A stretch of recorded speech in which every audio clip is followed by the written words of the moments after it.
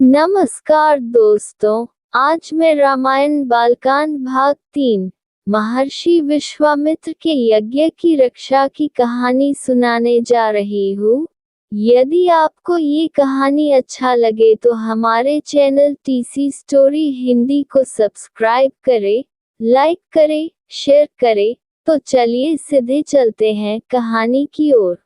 अब राजकुमार बड़े हो चले थे। राजा दशरथ ने उनको सुयोग्य शिक्षकों के आश्रम में भेजा। राजकुमारों ने थोड़े ही समय में वेद, शास्त्र, पुराण और राजनीतिक प्राप्त कर ली।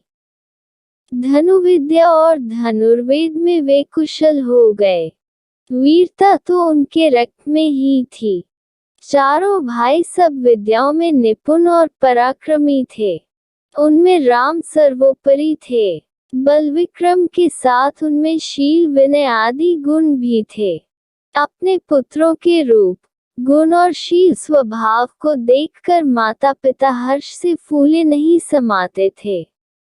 राजकुमारों के युवा होने पर राजा को उनके विवाह की चिंता हुई। वे इस विषय में एक दिन मंत्रियों और पुरोहित से बातचीत कर ही रहे थे कि द्वारपाल ने समाचार दिया, महाराज, महर्षि विश्वामित्र पधारे। सुनते ही राजा दशरथ सिंहासन छोड़कर उनके स्वागत के लिए आगे बढ़े। राजा ने मुनि को सादर प्रणाम किया, उन्हें उचित आसन पर बैठाया और सेवा सत्कार से संतुष्ट किया। इसके बाद राजा दशरथ हाथ जोड़कर बोले, भगवान, आपके पधारने से हमारी नगरी धन्य हुई। अब आज्ञा करें कि क्या सेवा करूं। विश्वामित्र प्रसन्न होकर बोले, राजन, विशेष कार्यवश ही आपके पास आया हूं। हमारे यज्ञ में राक्षस विघ्न डाल रहे हैं। राक्षस राज रावण के 2 अनुचर मरीच और सुबाहु हमें यज्ञ नहीं करने देते। यज्ञ की रक्षा के लिए हम आपके वीर पुत्र राम को मांगने आए हैं। मेरे साथ उन्हें भेज दीजिए। आप डरे नहीं, राम की भी इसमें भलाई है। मैं आज ही लौट जाना चाहता हूँ। इतना सुनते ही राजा के प्राण सूख गए।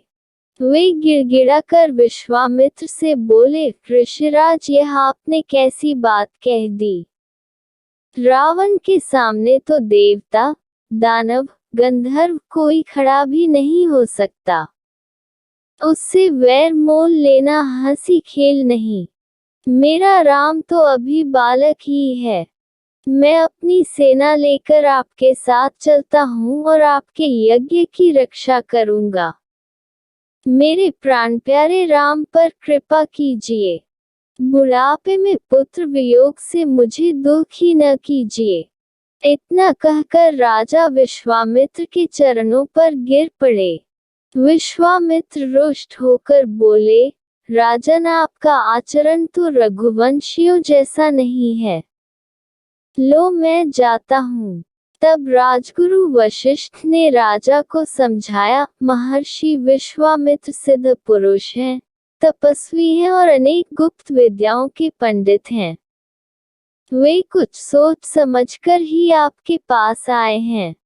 राम को जाने दें, कोई इनका बाल भी बांका न कर सकेगा।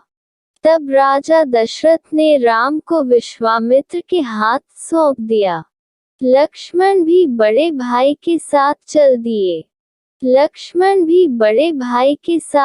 दिए। विश्वामित्र के पीछे पीछे धनुष बाण लिए दोनों भाई सरयू के किनारे जा रहे थे। जब वे 3 कोस दूर निकल गए, तब विश्वामित्र ने कहा, तुम दोनों भाई नदी ने आचमन कर मेरे पास आओ। मैं तुम्हें बला अतिबला नाम की गुप्त विद्याएं सिखाना चाहता हूँ।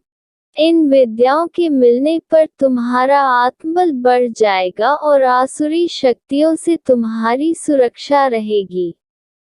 दोनों भाइयों ने ऋषि की आज्ञा का पालन किया। विद्याओं के ग्रहण करते ही उनमें नवीन स्फूर्ति आ गई। उस दिन वे सरयू नदी के किनारे ही टिक गए। अगले दिन वे सरयू के किनारे किनारे फिर आगे बढ़े। सरयू और गंगा के संगम पर उन्होंने गंगा पार की। अब वे एक भयानक वन में पहुंचे, जहां तलहटी सिंह दिखाई पड़ने लगे।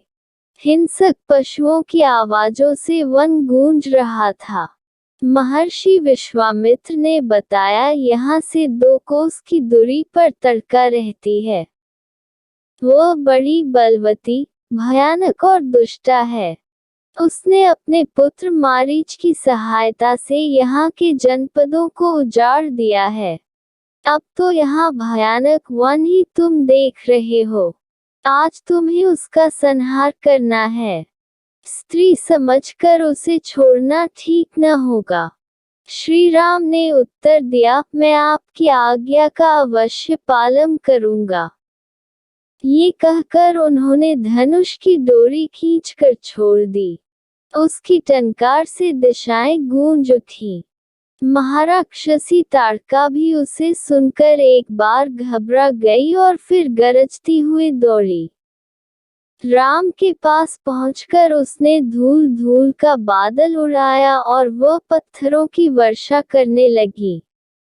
राम ने उसे बाणों से घायल कर दिया। तब ताड़का अपनी लंबी बाहें फैलाकर राम पर झपटी। वह अदृश्य होकर घायल कर दिया। तब ताड़का अपनी लंबी बाहें फैलाकर राम पर झपटी। वह अदृश्य होकर फिर पत्थर बरसाने लगी। राम ने उसे चारों ओर से बाणों से घेर लिया। फिर उसके हृदय में उन्होंने ऐसा तीक्ष्ण बाण मारा कि वह हरहरा कर गिर पड़ी। विश्वामित्र ने राम को गले से लगा लिया। प्रसन्न होकर ऋषि ने दंत चक्र, काल चक्र, ब्रह्मास्त्र आदि अनेक दिव्य राम को दिए। राम और लक्ष्मण को साथ लिए मुनि विश्वामित्र अपने तक आगे बढ़े। महर्षि विश्वामित्र का यही आश्रम था। आश्रमवासियों ने उनका यथोचित सत्कार किया। विश्वामित्र ने उसी दिन यज्ञ आरंभ कर दिया। 5 दिन तक यज्ञ निर्विघ्न चलता रहा। छठे दिन आकाश में घोर गर्जना सुनाई पड़ी। देखते देखते काले बादल जैसे 2 विशालकाय राक्षस वहां आ पहुंचे। इनमें से एक ताड़का का पुत्र मारीच था और दूसरा उसका साथी सुबाहु था। इन राक्षसों के पीछे बहुत बड़ी सेना भी थी। श्री राम ने मारीच पर मानवास्त्र चलाया। उसके आघात से वह मूर्छित हो गया और बहुत दूर समुद्र के पास जा गिरा। जब उसे होश आया तो वह दक्षिण की ओर भाग गया। सुबाहु को श्री राम ने आग्नेयास्त्र से मार डाला और सारी राक्षस सेना का वायव्यास्त्र से संहार कर दिया। विश्वामित्र का यज्ञ निर्विघ्न समाप्त हो गया। विश्वामित्र ने राम को हृदय से लगा लिया। सब ऋषि राम की प्रशंसा करने लगे। चले जात मुनि दीन ही देखाए, सुनी जोड़कर पूछा, अब हमारे लिए क्या आ गया है। विश्वामित्र ने बड़े स्नेह से कहा, वत्स, मिथिला के राजा जनक को तो तुम जानते होंगे।